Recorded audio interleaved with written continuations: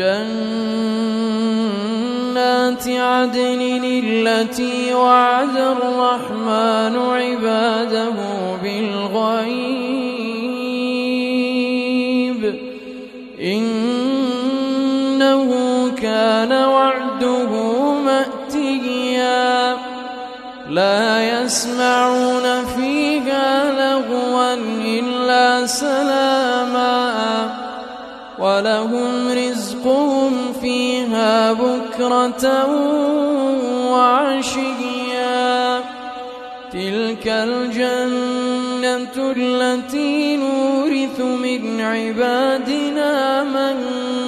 كان تقيا